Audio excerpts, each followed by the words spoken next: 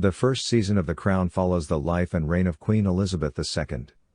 It consists of 10 episodes and was released on Netflix on November 4, 2016. Claire Foy stars as Elizabeth, along with main cast members Matt Smith, Vanessa Kirby, Eileen Atkins, Jeremy Northam, Victoria Hamilton, Ben Miles, Greg Wise, Jared Harris, John Lithgow, Alex Jennings, and Lia Williams.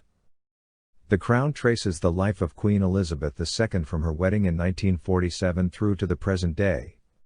3. The first season, in which Claire Foy portrays the Queen in the early part of her reign, depicts events up to 1955, with Winston Churchill resigning as Prime Minister and the Queen's sister Princess Margaret deciding not to marry Peter Townsend.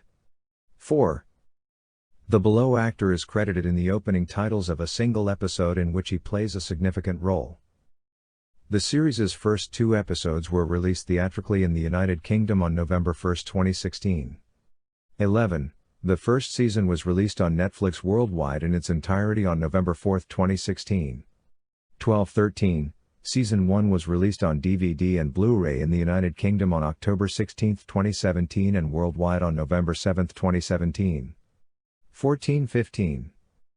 The review aggregator website Rotten Tomatoes reported 88% approval for the first season based on 72 reviews, with an average rating of 8.55.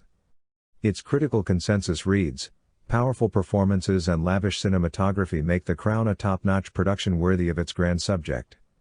16.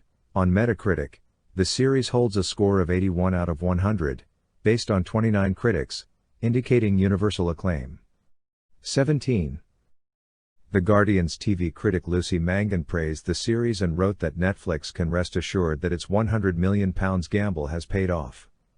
This first series, about good old British flam from first to last, is the service's crowning achievement so far. 18. Writing for the Daily Telegraph, Ben Lawrence said, "The Crown is a PR triumph for the Windsors, a compassionate piece of work that humanizes them in a way that has never been seen before. It is a portrait of an extraordinary family, an intelligent comment on the effects of the Constitution on their personal lives and a fascinating account of post-war Britain all rolled into one." 19. Writing for the Boston Globe, Matthew Gilbert also praised the series saying it is thoroughly engaging, gorgeously shot, beautifully acted, rich in the historical events of post-war England, and designed with a sharp eye to psychological nuance. 20.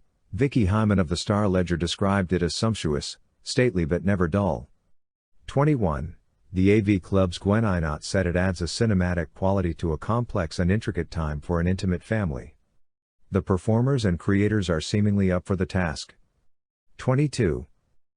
The Wall Street Journal critic Dorothy Rabinowitz said, "We're clearly meant to see the Duke of Windsor as a wastrel with heart. It doesn't quite come off. Mr. Jennings is far too convincing as an empty-hearted scoundrel, but it's a minor flaw in this superbly sustained work." 23. Robert Lloyd writing for the Los Angeles Times said, "As television it's excellent, beautifully mounted, movingly played and only mildly melodramatic." 24.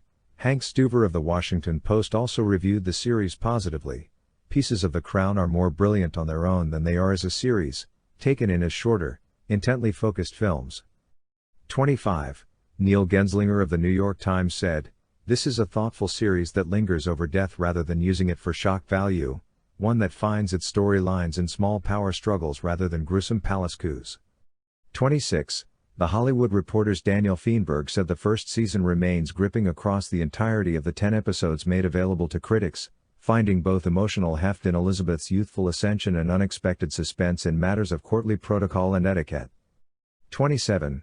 Other publications such as USA Today, 28, IndieWire, 29, The Atlantic, 30, CNN 31, and Variety 32, also reviewed the series positively.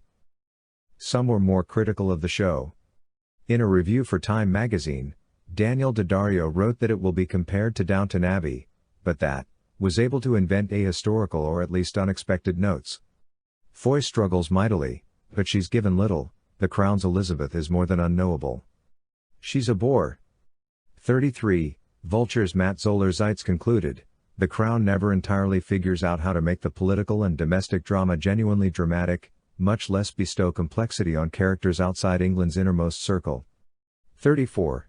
Vern Gay of Newsday said, "Sumptuously produced but glacially told, The Crown is the TV equivalent of a long drive through the English countryside. The scenery keeps changing, but remains the same."